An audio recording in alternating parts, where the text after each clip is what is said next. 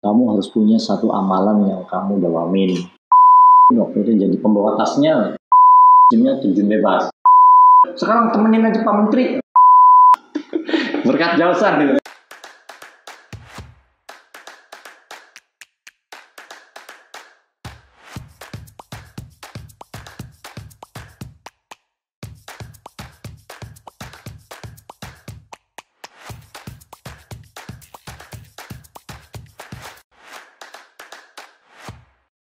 Baik, tadi ini kan Ayo tadi sudah siap mau berangkat ke Mesir kan? Iya. Untuk mengajukan tes dan sebagainya. Nah sebelum nanti cerita sampai di Mesir, ini coba cerita dulu di Mesir selama 9 tahun ini apa sih? Gitu loh. Ngapain aja, terus apa yang didapat, terus dan sebagainya. Mungkin ayo cerita dulu waktu pesantren itu loh. Waktu pesantren itu apa sih kayak pesantren nyantri gitu loh. Ya. Silakan ya. Siap. Bisa cerita dulu aja saya mungkin akan bercerita tentang, jadi di Lirboyo itu ya saya mungkin tidak termasuk santri yang hidup-hidup amat lah. Ya maksudnya itu aja namanya juga ya. Masa kecil, masa betul, dan sebagainya. Apalagi ayah nggak menikmati masa kecil dan masa remaja ya. Ada ya biasa lah dinamika dan lain sebagainya. Tapi waktu itu saya sudah berprinsip ya, artinya apapun tugas atau pekerjaan yang di hadapan kita itu lakukanlah dengan sebaik mungkin sebisa kita. Saya punya prinsip dan komitmen sejak di Lirboyo itu seperti itu. Ya alhamdulillah sepanjang perjalanan saya di Lirboyo itu, saya setelah merasa sudah agak betah, sudah bisa menyesuaikan diri, akhirnya saya langsung saja fokus ke pelajaran dan lain sebagainya. Dan dengan fokus dengan pelajaran itu, akhirnya saya bisa menguasai pelajaran, dan kemudian saya kelas 6 itu ya. Jadi niat keterpaksaan yang awal itu hilang dengan sendirinya, karena sudah fokus pelajaran, ngapal, memahami, musyawarah dan sebagainya. Saya kelas 6 itu saya ingat ya bahwa saya alhamdulillah waktu itu dinobatkan menjadi Roisam. Di kelas berapa itu waktu itu? Kelas 6 ya. Kelas 6? Iya, pelajaran Bripil. Berarti dapat Korib ya? Iya. Korib dan Fatul Korib. Jadi Roisam untuk ya alhamdulillah saya mendapatkan guru yang baik, yang pintar dan sebagainya. Salah satunya adalah almarhum Pak Yasin Asmuni. Itulah ya. Dan alhamdulillah saya begini ya. Kenapa saya punya prinsip begitu? Karena saya sekarang ya, kita kilas balik. Saya sekarang berada di pondok pesantren Kempek. Saya berada di lingkungan pondok. Ternyata ilmu yang saya dapatkan di Lirboyo itulah yang kita pakai sekarang ternyata. Saya ngaji Fathul Mu'in, saya ngulang Alfiyah dan lain sebagainya. Semuanya pelajaran-pelajaran yang saya dapat dari pesantren itu.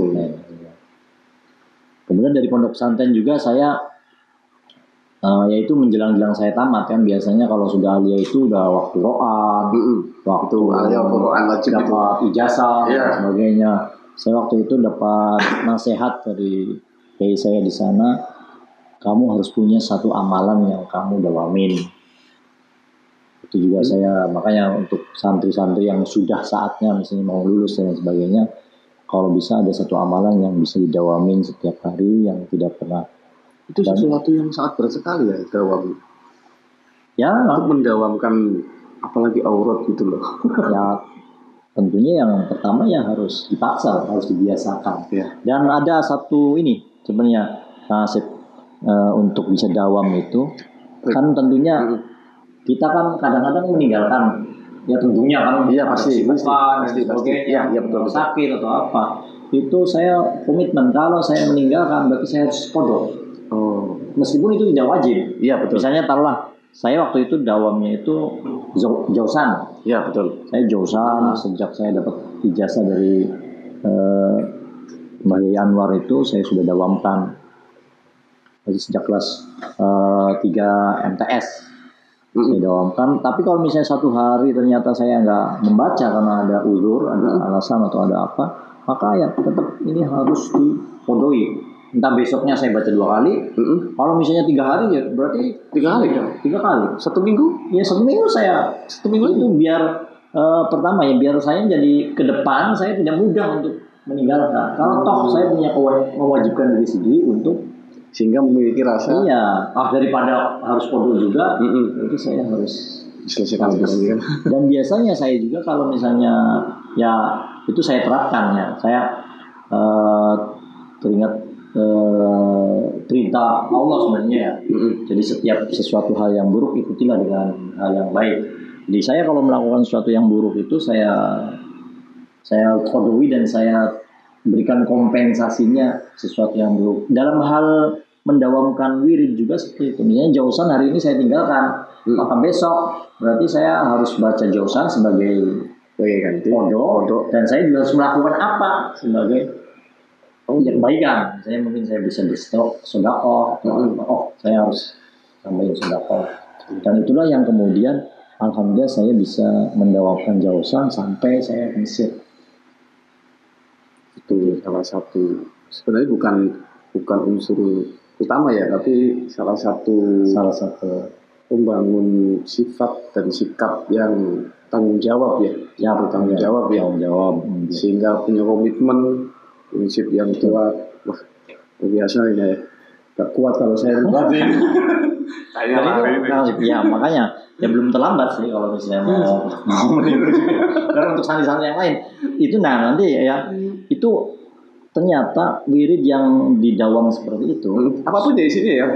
Sebenarnya wiridnya yang penting kita mampu. Jangan cari wirid yang terlalu panjang.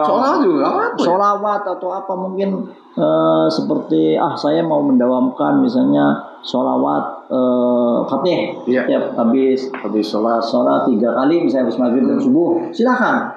Tidak harus sesuatu yang panjang. Tidak harus misalnya jausan nggak perlu harus jausan seperti saya. Tapi suatu saat wirid semacam ini bagi saya banyak manfaatnya itu dikala ada kesulitan yang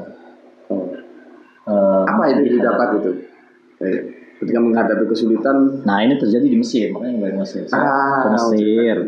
Mesir itu jadi ada ini. Mesir itu ada 2 model mahasiswa itu. Ada terjun bebas. Terjun bebas itu berarti nggak ada lembaga yang menaungi, jadi tidak punya beasiswa. Iya. Ya, ada yang memang berangkat sudah dijamin beasiswa. Di sana dapat beasiswa dan kemudian tinggal belajar. Saya itu waktu itu sistemnya terjun bebas. Waktu itu saya minta ke orang tua saya, Mi isin pengen Mesir bisa beli, namun misalnya ngongkosi sampai tekanin kana, dulu sama Mama Mimi. Karena saya waktu itu diomongi bahwa di sana bisa cari kerja dan sebagainya. Ya.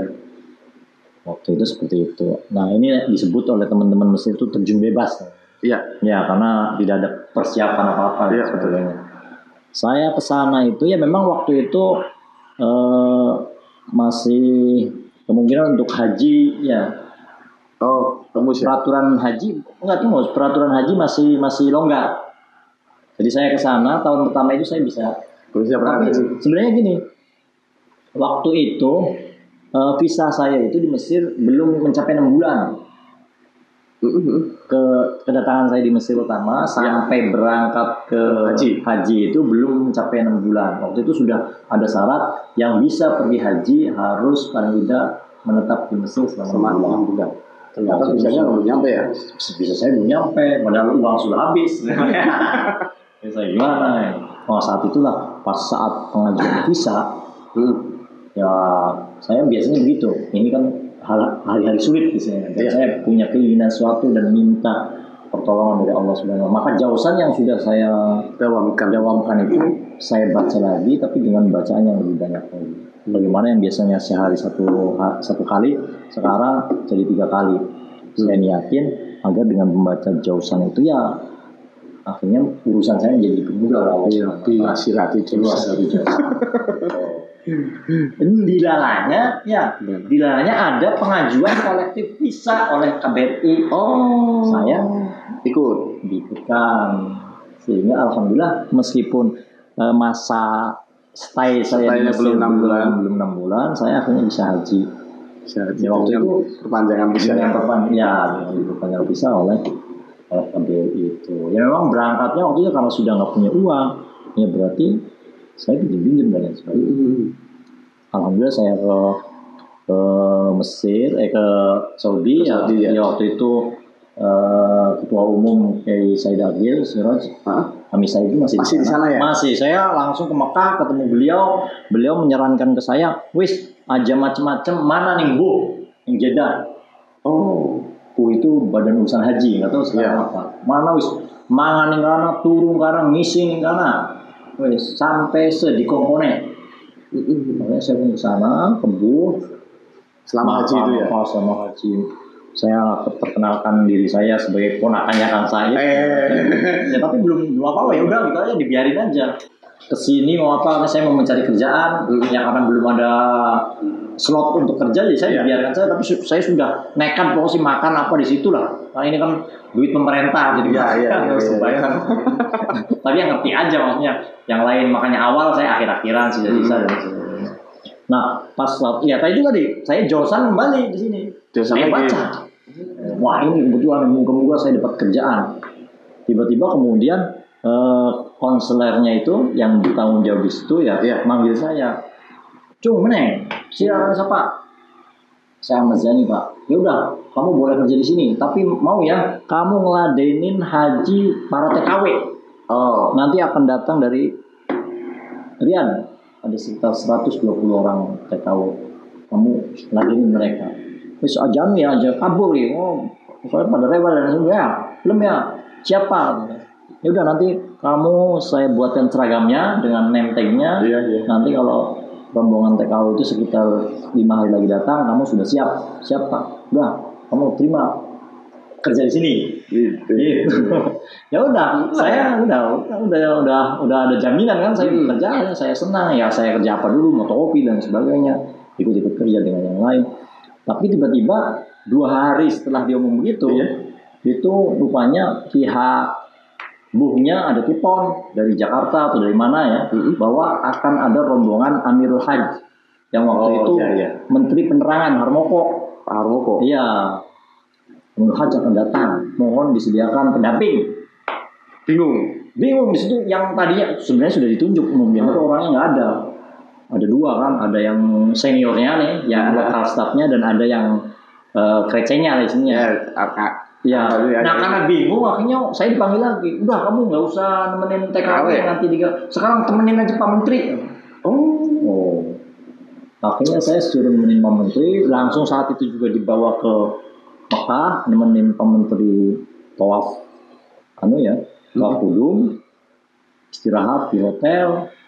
Kemudian saya ke Ami Said lagi kan, saya sudah kerjanya sekarang jadi gayanya menteri. Berkat Josan gitu, saya yakin ya berkat pertolongan Allah Subhanahu wa taala. Tapi Josan.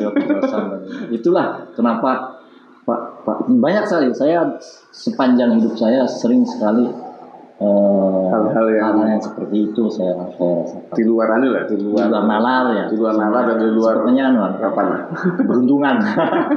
Ini saya jadi gayanya menteri.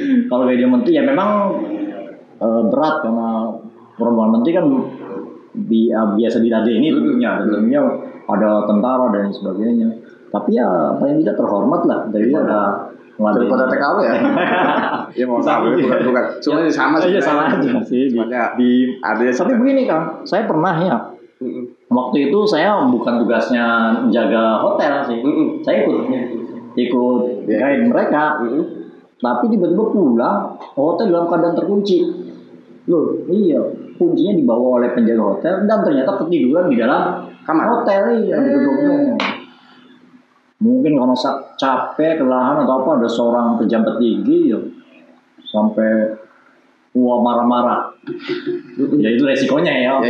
Nonyorin lah istilahnya. Kamu tanggung jawab. Pak, saya bukan tugasnya untuk membawa kunci, Pak. Ya tapi di samping itu yang gak enaknya saya menyadari bahwa ini lagi haji jadi harus sabar. Yang gak enaknya ya tentunya ada yang ibu-ibu yang baik hati misalnya nganterin beli makanan dan sebagainya. Terus karena mengetahui saya mahasiswa, akhirnya dikasih tip yang gede kan rombongan menteri kan. Ini orang kaya kan. Ya ada enak kan. Iya lah. Tapi paling tidak saya. Ya. Itu awal saya pengalaman. Waktu di Mesir ayah itu ini kembali lagi ya. Iya, cerita haji ini kan cerita barokahnya Zofsan ya. Ini kembali lagi ke pendidikan. Ayah itu waktu di Mesir ngambil jurusan apa ya? Saya ngambilnya jurusan Al-Azhar ya. Al-Azhar. Saya tuh Muqayyad tuh terdaftarnya di Al-Azhar cabang Damanhur. Memang waktu itu ada kebijakan dari Al-Azhar bahwa mahasiswa dari luar itu disebar agar supaya bisa asimilasi dengan penduduk Mesir. Saya waktu itu ada sekitar 27 atau berapa yang ditaruh di Damanhur. Damanhur itu di kota kecil dekat Iskandaria. Ya. Nah, jadi itu apa Iskandaria? Iya, Iskandaria dekat. Ada makamnya Syekh Dasuki di Damanhur. Dan Damanhur juga ada pengarang kitab kan namanya Syekh Damanhur itu. Saya di Damanhur. Nah, jadi di situ saya ngambil Syariah Islamiyah. Ya, jadi ya alhamdulillah. Ya kalau di Mesir itu ya mungkin karena saking banyaknya mahasiswa kali ya.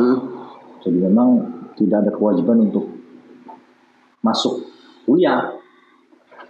Maksudnya gimana ya? Kuliahnya nggak wajib. Oh, kuliah tidak wajib. Tidak wajib. Yang penting buku mukoror, buku pegangan, ya silakan yang dibaca apa aja. Nanti pas saatnya ujian datang.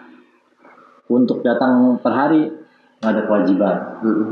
Nah, saya sepanjang itu berarti saya aktif di organisasi. Saya alhamdulillah zaman dulu itu jadi ketua HPMI, Himpunan Pelajar dan Mahasiswa Indonesia cabang Damanhur. Belum ada PCINU ya? Belum. Oh. Ya, sebenarnya ada NU di KMNU dulunya. KMNU itu ya. Oh iya. Di Kairo. Ya, di Kairo. Kalau di Kairo belum ada. Saya HPMI sebagai ketua pertama kali. Damanhur baru ada orang Indonesia. Dan saya menjabat sebagai ketua untuk pertama kali di Damanhur. Terus menyelesaikan studi di Mesir berapa tahun ya? Saya alhamdulillah termasuk lancar ya, sehingga saya 4 tahun karena memang Syariah Islamnya hanya 4 tahun, sehingga saya menyelesaikan 4 tahun. Waktu itu kemudian saya ke Kairo, dari Damanhur. Ke Kairo itu saya kemudian mendaftar untuk S2 langsung di Al-Azhar. Nah, saya mau cerita juga itu, karena lanjutannya S2-nya kan di Australia. Ya makanya sedang daftar ke Mesir gitu. Ada satu lagi nih Kang. Saya tahun ketiga, kedua. Setelah lulus. Sebelum masih di Damanhur. Oh, masih di Damanhur. Ya kan karena berarti kalau haji itu bawa uang pulang. Iya banyak. Tapi banyak ya. Tapi itu untuk biaya hidup selama setahun. Nah, kemudian tahun berikutnya haji lagi. Nah, setelah saya di situ itu ada aturan bahwa mahasiswa tidak boleh haji setiap tahun. Dia harus direnggang setahun. Nah, setahun yang berarti tahun ketiganya itu. Ya, tahun ketiganya itu saya haji lagi. Ya waktu itu tidak bekerja juga di Mekahnya, cari duit dan sebagainya, tapi tidak sebanyak pendapatan di hari pertama. Di tahun pertama itu ya. Saya waktu itu ada mahasiswa Indonesia yang kawin dengan orang Mesir, orang Banten gitu. Mahasiswa Indonesia kawin dengan orang Mesir, punya anak 1. Waktu itu saya untuk berangkat hajinya saya pinjam dari mahasiswa tersebut. Iya. Waktu itu saking baiknya mahasiswa itu, akhirnya udahlah, ini jangan dianggap pinjam ya. Ambil aja. Tahu kamu mahasiswa dan sebagainya, silakan. Waktu saya sudah pulang, saya mau bayar juga, katanya udah nggak usah dibayarin. Tapi ternyata kemudian keluarga itu terjadi masalah. Apa itu? Cerai? Apa gitu? Cerai, tapi sebenarnya nggak cerai. Lelakinya itu, suaminya pulang ke Indonesia lama gitu. Apakah itu sudah cerai atau nggak tahu. Akhirnya si istrinya kan cari sumber-sumber uang nih. Dia tahu bahwa saya itu sekali punya utang. Itu waktu itu saya ditagih-tagih, dikejar-kejar. Kalau orang Mesir nagih utang itu masya Allah. Kalah debt kolektornya. Iya kalah di sini. Saya udah stres itu. Waktu itu karena pendapatan dari haji juga nggak ada, saya betul-betul sembunyi beberapa minggu itu karena dicari nama. Iya sih. Nah itu saya Akhirnya saya waktu itu ya jausan lagi sih. Kembali ke jausan lagi. Jausan. Alhamdulillah saya kan bayar daftar 2 beasiswa. Beasiswa Azhar dengan beasiswa ICMI. Oh iya, ada ICMI. Habibie. Alhamdulillah 2 minggu kemudian saya ternyata diterima beasiswa ICMI. Dan itu kemudian dirapel gitu ya. Jadi ada $100 kalau alhamdulillah bisa untuk nyaur utang. Kemudian beberapa minggu kemudian saya dapat beasiswa dari Azhar. Nah, itu berarti saat itu saya sudah mandiri secara finansial karena sudah ada.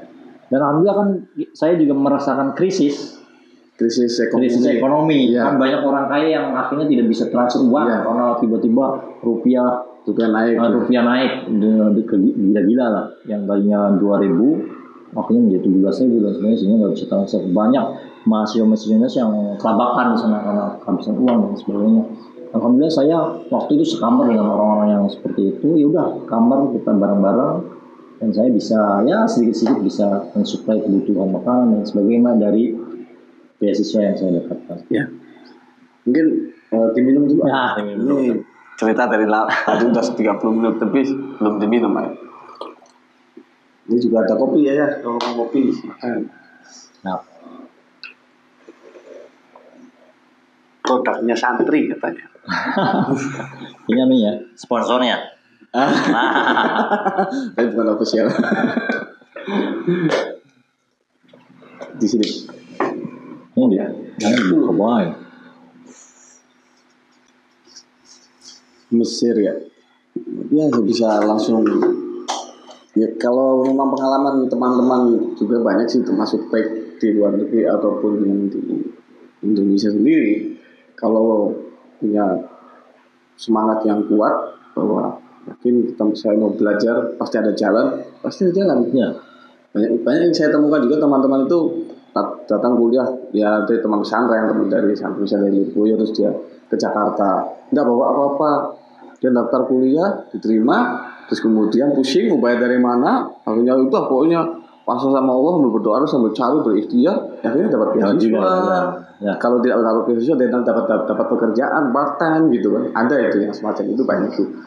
Ya memang santri berkahnya banyak ya. Ya, makanya wiridnya tadi itu. Makanya jangan lupa wirid ya. Jangan lupa ada sesuatu, jangan banyak-banyak.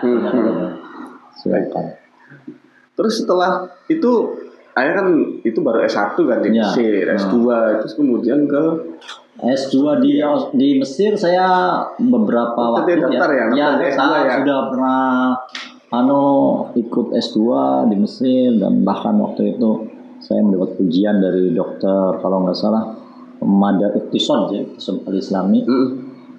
Ya karena waktu itu saya penulisan bahasnya ya, atau kalau sekarang artikel lah, makalah proposal tesis ya. Iya, proposal tesisnya itu waktu itu saya bagus nulisnya gitu.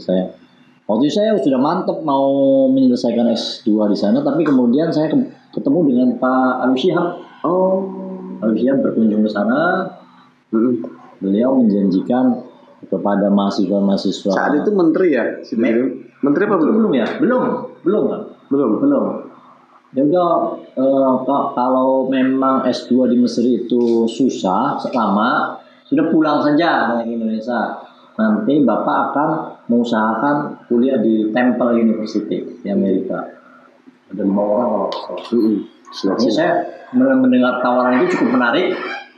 Saya tinggalkan S2 di Mesir, meskipun baru beberapa bulan, saya pulang ke Indonesia.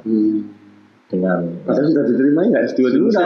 Sudah mengalami satu semester. Apa gimana? Belum sampai ujian sih, saya tidak pernah merasakan ujian, belum tahu bagaimana.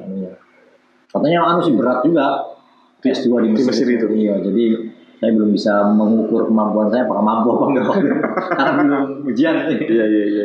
Tapi dari bahas tadi saya sempat dipuji oleh dosennya. Sehingga saya waktu itu sebenarnya mantap, tapi karena tawaran lebih yang diluncurkan, saya pulang.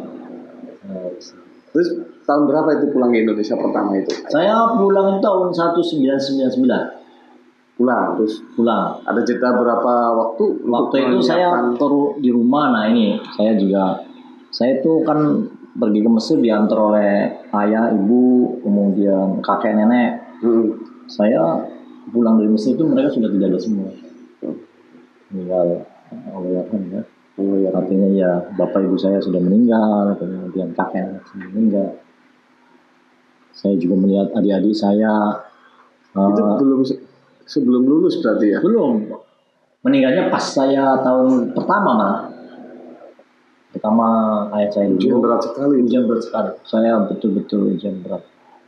Ayah saya meninggal dulu. Waktu itu kan belum ada HP dan sebagainya. Memang memberitahunya melalui telegram. Ya. Itu diterima seminggu setelah wafatnya saya. Jadi saya waktu itu pulang nggak pulang sama aja sudah seminggu. Kemudian setelah saya, ibu saya meninggal. Padahal pulang juga bisa ya? Padahal ya bisa kalau duitnya. Waktu itu ada home staff yang menawarkan ke saya kalau misalnya mau pinjam dulu pulang. Tapi saya waktu itu sudahlah daripada masih dulu mau kan ya uang suatu hal yang sulit. Iya karena kan dia sendiri kayak sendiri dan sebagainya. Udah nggak usah. Ibu saya meninggal juga sudah. Nenek saya, kakek saya. Itu bertubi-tubi dalam waktu setahun, 2 tahun itu. 2 tahun ya. Ayah saya dengan ibu saya itu 8 bulan. Kemudian ibu saya dengan kakek saya itu sekitar 7 bulan. Allah. Kemudian nenek saya menyusul. Saya udah kehilangan mereka semua. Waktu itu saya lihat, ya sedih sih waktu itu. Apalagi melihat kondisi ekonomi keluarga waktu itu lagi mencoba untuk mencari ditinggal oleh orang tua. Karena adik-adik saya itu yang ngurusin ada warung sih. Akhirnya saya memutuskan untuk saya harus ke Jakarta ya. Itu setelah lulus? Setelah di Indonesia. Oh iya pulang ya pulang ke Jakarta. Alhamdulillah dengan Kang Said, Ami Said, ya saya diajak sama Kang Said waktu itu jadi pembawa tasnya. Ya. Bawa tasnya kemana-mana dibawa dan sebagainya. Ya saya di Kang Said itu 6 bulan loh. Oh iya 6 bulan. 99 itu ya? Iya 99. Waktu itu Gus Dur. Ya presiden ya? Ya. Berarti beliau waktu itu anggota MPR ya? Anggota MPR betul. Beliau anggota MPR. Dan sangat sibuk sekali ya. Ya waktu itu kan karena orang dekat dengan Gus Dur ya. Salah satu pintu untuk Gus Dur. Kan di MPR juga menggantikan Gus Dur katanya. Iya di MPR-nya juga sebagai pengganti Gus Dur. Ya 6 bulan. Nah terus setelah itu peluang bisa S2 di Australia itu. Nah kemudian saya waktu itu Kang Said ya mau main ke Alwi Shihab. Alwi Shihab sudah jadi menteri luar negeri. Oh iya. Ya ayo ke Alwi Shihab ikut. Wah betulan ini katanya. Lagi janji dulu. Kang Said dengan Alwi Shihab ngobrol. Di sela-sela obrolan saya, Pak masih ingat saya nggak? Oh yang masih ya dulunya ya. Gimana? Masih ingat dulunya ya? Masih masih komit, masih kepikiran terus kan. Makanya beliau ngomong begini ke saya. Udah jangan ketempel. Ada jatah dari pemerintah Australia beasiswa. Kamu daftar saja. Yang publik, yang open ya. Kan ada publik ada. Iya. Ada pegawai pemerintah. Saya kan bukan pegawai. Jadi saya yang publik kamu daftar lah. Cepat. Yang saya daftar oleh OISAI proses diterima. Itu kan ada IELTS. Kalau di Australia itu kan ada. Kalau misalnya kalau di Inggris atau mungkin di Oxford atau mungkin di Amerika kan cukup TOEFL kan. Iya. Nah ini kan katanya kalau di Australia itu ada beda, ada IELTS gitu loh. Iya. Itu gimana IELTS menempuh jalan? Ya memang saya waktu di Lirboyo itu akhir-akhir tahun Salah loh, dari Mesir kan Arab, terus pindah ke Australia. Saya ketika sudah punya pikiran ke Lirboyo itu, saya di Lirboyo ketika liburan itu saya ke Pare. Saya ke Pare untuk kursus bahasa Inggris. Memang sudah ada basic. Sehingga memang ada syarat IELTS ya. Iya IELTS. Ya.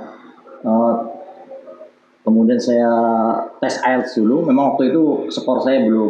Katanya sulit, lebih sulit daripada TOEFL ya betul. Skor saya belum memenuhi, akhirnya oleh kedutaan Australia disuruh untuk belajar bahasa Inggris dulu. Saya belajar bahasa Inggris untuk meningkatkan skor IELTS saya sehingga saya sudah bisa untuk diberangkatkan ke Australia. Itu dalam waktu berapa bulan ya menyiapkan IELTS? Waktu itu saya berapa bulan ya? Nggak lama kok. Kamu sudah ada basic ya dulu ya? Ada basic juga, soalnya di Mesirnya itu, di Australia itu ada program namanya bridging program. Jadi mungkin ini lobbynya Pak Ali atau apa. Ini memang tidak biasa penerima beasiswa ada bridging itu SP lah. Iya. SP selama 1 semester. Di sana ya? Iya di sana. Disitulah saya di samping ikut kuliah, saya memperdalam ilmu saya di sana. Ya SP itu sekolah persiapan. Sekolah persiapannya, namanya bridging program. Pesanan bridging itu adalah SP ya, sekolah persiapan. Artinya ada seperti itu. Ada persiapan untuk pengenalan budaya, bahasa, dan juga yang lainnya tentang negara tersebut. Sehingga waktu itu IELTS-nya tidak perlu tinggi-tinggi banget tuh. Oh ya, mungkin bisa ini ya. Yang penting ada standar minimal. Berarti punya basic dalam bahasa Inggris. Saya sempat di kursus juga di Jakarta. Oh, selamat. Iya, tapi berapa bulan kok untuk mencapai nilai yang diminta oleh mereka, dan saya alhamdulillah mencapai. Untuk pendalaman lebih anunya saya di bridging program itu. Oh, kuliah semester ya? Ya, sambil memperdalam bahasa Inggris. Asik. Itu luar biasa sekali. Saya waktu S2 dari S1 sampai S2 ya, dari mulai pesantren terus S1 kemudian S2. Nah itu saya dengar juga ya, katanya waktu menikah itu lagi menempuh S2 ya. Di tengah-tengah ya, malah pendidikan S2 ya. Enggak, proses saya mengurus beasiswa itu dengan proses saya menuju pernikahan. Oh, loh. Iya, pikirannya apa enggak? Ini ngurus nikah, ini ngurus S2. Sehingga ketika dipastikan saya sudah udah MOU ya dengan kedutaan Australia, tanda tangan berhak untuk menerima beasiswa, saya kemudian saya menentukan hari pernikahan saya. Sehingga saya menikah, jarak 3 bulan saya berangkat ke Australia. Istri dibawa? Enggak, waktu itu belum. Awal belum? Belum. Waktu itu belum, karena memang saya juga harus melihat kondisi di sana. Iya, karena bridging 6 bulan juga ya, 1 semester ya. 1 semester itu. Dan setelah itu kan saya setiap semester jadi pulang karena ada istri di sini sih. Waktu itu sudah saya musyawarahkan dengan istri, yuk ikut saja. Karena di Australia itu memang ada beasiswa untuk keluarga juga, dan itu cukup lumayan. Kalau bawa istri, maksudnya nanti kehidupan istri juga ditanggung. Tapi karena istri saya di sini ada kesibukan, membantu buyanya waktu itu gencar-gencarnya, makanya belum bisa saya bawa sampai akhirnya Mas Izzat lahir. Mas Izzat lahir juga saya udah saya jadwal, saya harus pulang nih, kira-kira saya ada di rumah ketika Mas Izzat lahir. Tapi kenyataannya Mas Izzatnya keburu keluar. Jadi saya masih di Australia. Saya pulang, Mas Izzat sudah. Saya pulang dari Jakarta itu ke rumah, Izzat pulang ke rumah juga, ke rumah sakit. Jadi mendahului, tidak sesuai dengan perkiraan. Iya, perkiraan lah. Nah, setelah Izzat lahir, Izzat umur 6 bulan, baru istri saya kemudian ikut. Berarti itu tahun akhir ya? Ya, sudah tahun akhir. Sudah akhir ya? Sudah akhir ya? Jadi menjelang saya research ya.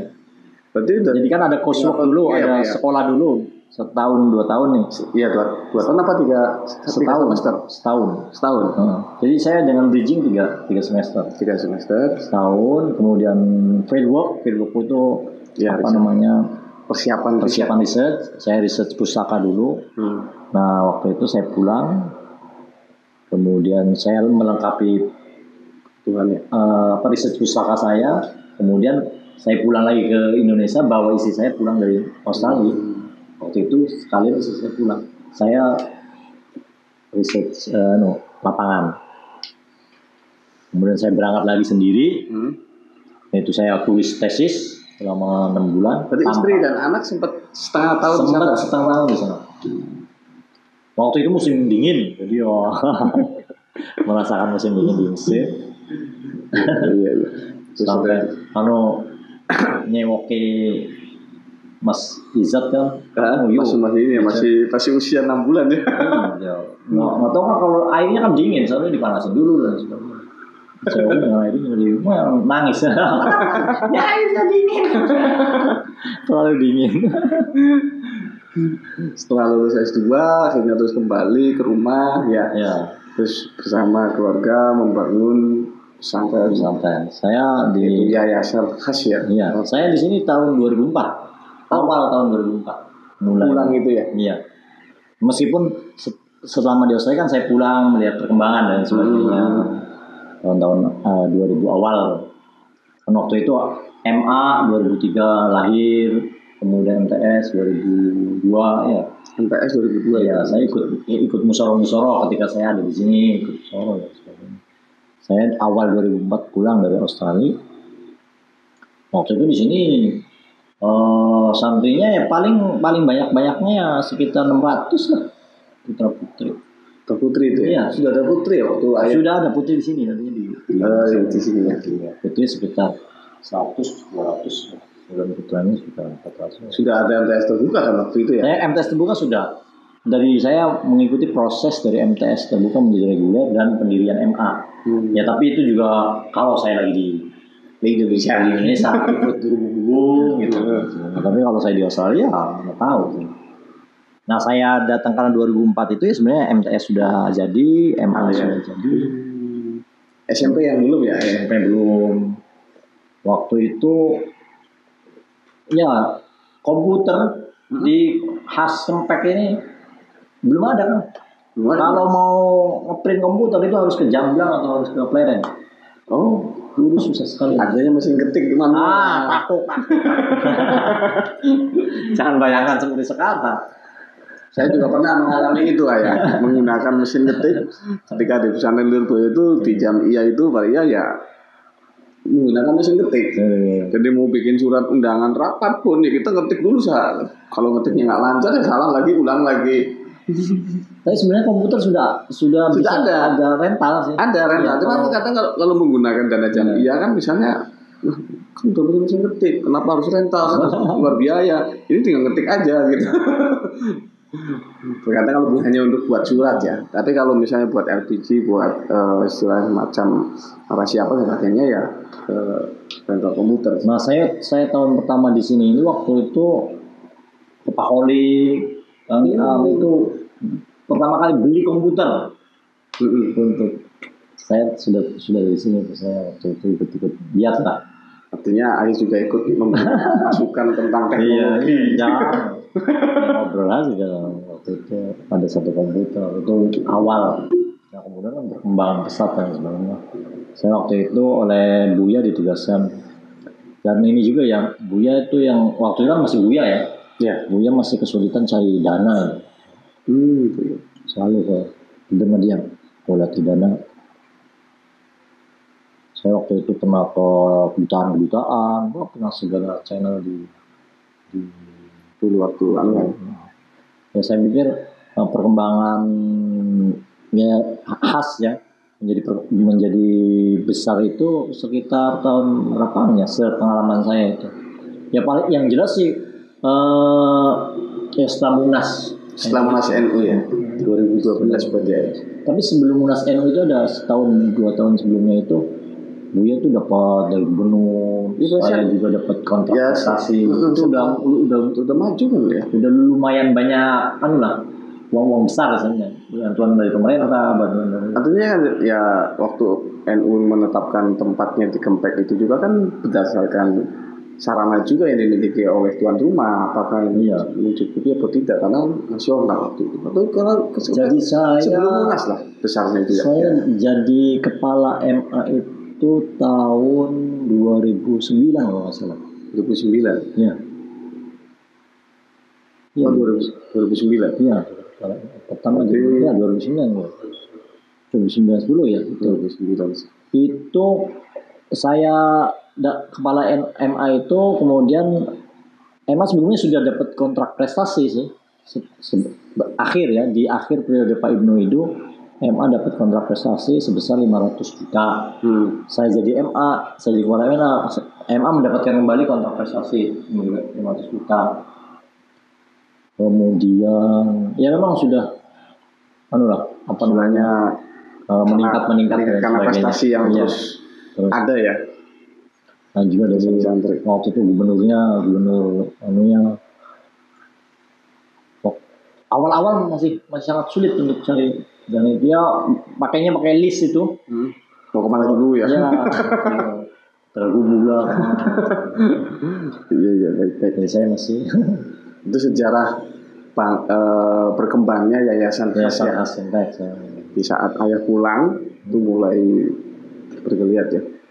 Sebenarnya kalau saya boleh saya sebenarnya awal-awalnya jet lag juga di situ. Karena kan saya berarti Menyelesaikan ini ya. iya, saya kan dalam kondisi di sini. Apa yang didapat dari Mesir, apa yang didapat dari Australia, tiba-tiba pulang ke Kempek, bingung lagi mau apa ya.